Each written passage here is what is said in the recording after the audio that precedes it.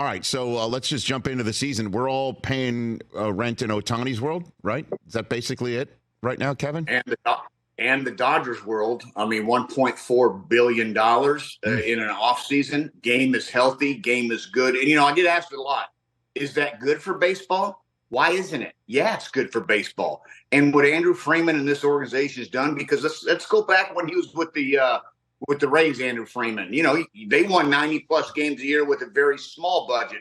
Now with the Dodgers, I think he's got an absolutely large budget. And, yes, Ohtani, we are living in his world. They are a good ball club before these moves with Freddie Freeman and Mookie Betts and pure leaders. Now, this is definitely the team to beat. And, yes, it is World Series or bust, because that should be your next question, with Richie, is this World Series or bust for the Dodgers and Dave Roberts? Hell yeah. I mean, we're all just treading water just to see how many wins they have during the regular season and, what ends up happening about their seeding in the playoffs. And then now that's when the rubber meets the road.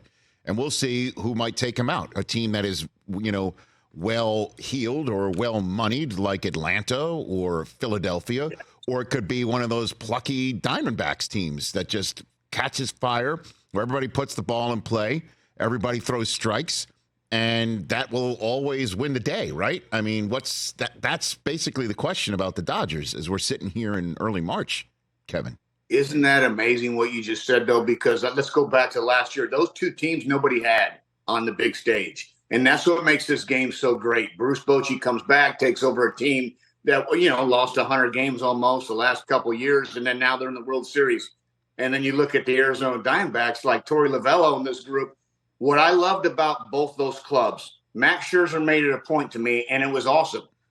Look at these two teams.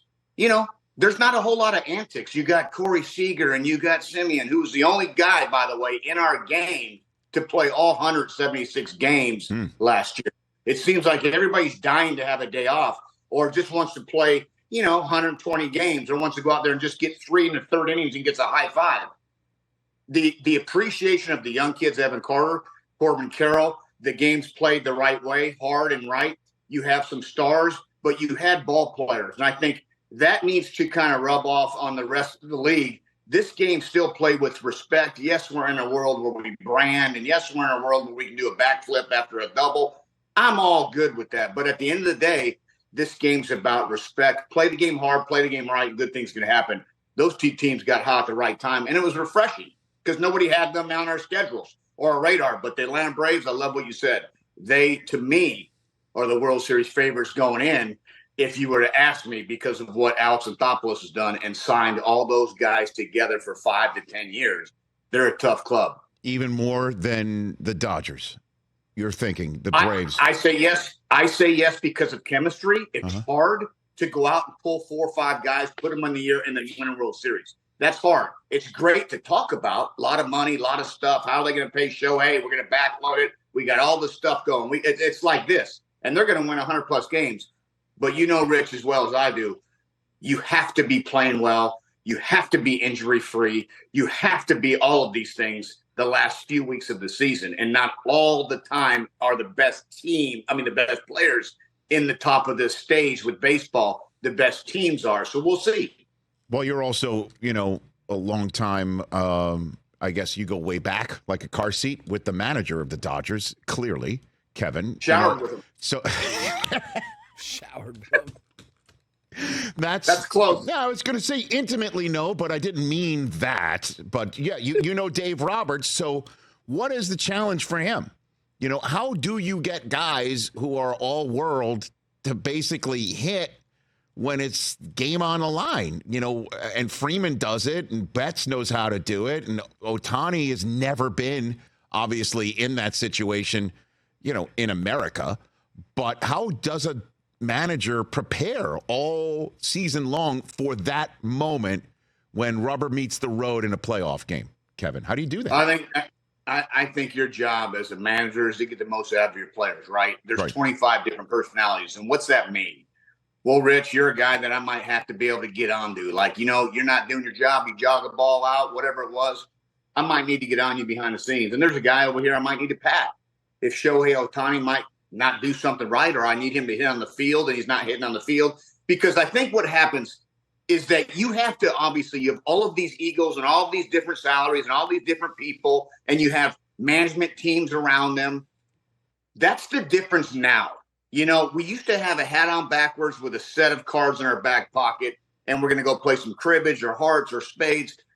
I think you have to find a way to get them to believe and buy into being a team. If we're hitting on the field, everybody hits on the field. If we're hitting in the cages, awesome. But I don't want to see like one dude in the Pilates studio, one dude's over here eating kale smoothies, one dude over here is, you know, doing sprints.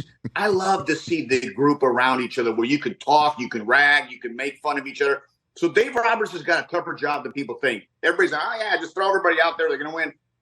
Yeah, if you can get everybody in, and they got good people. They got good people. Like when you're talking about a Betts and a Freeman to start with your foundation, Clayton Kershaw, he'll be back sometime in August, but they've got some foundation. All Dave has to do, dude, is to sit back and make sure everybody's on the same page. And, you know, he's one of the greatest people you're ever going to meet. I mean, hands down, Dave Roberts, one of the nicest men you'll meet. Ohtani, as you know, 10 years, right? Let's just say he plays all 10, right? How many World Series is sufficient? Like 2. Just 2, huh? That's it? I mean, do you know how hard it is to win a championship? I know. That gets hard. The Yankees. Remember the Yankees in 98, 99, 2000? Like, those lineups, you're like, wow. So I would say realistically, because you look at the Phillies. Look at that team. They're a good ball club. Look at the Braves. They're a good ball club. You don't think the Orioles are going to be really good if they add an arm here and an arm there, and next thing you know, you're like, so you have some good ball clubs. Now, the Ohtani situation as a hitter, awesome. Like, he is awesome, but we're talking about the combination of pitching and hitting. Right. We don't know how the arm's going to come back. That's true. So I'm giving you 2 World Series. If he comes back in 26 and makes, 25 starts a year, then we're going to come back in the show. I'm like, yep, he's back to throwing 100 with a split finger and hitting 50 home runs. Maybe 4 World Series. Well, let's split the difference. We were saying 3 on the show. 3. Listen, hitting 300 gives you a good chance to get in the Hall of Fame. So 3 out of 10, that's what we were thinking. But all right, look at the Chiefs. They're going for 3 for 3. So right, yeah, maybe it's gotten easier to win championships. But boys, right. 04 was hard.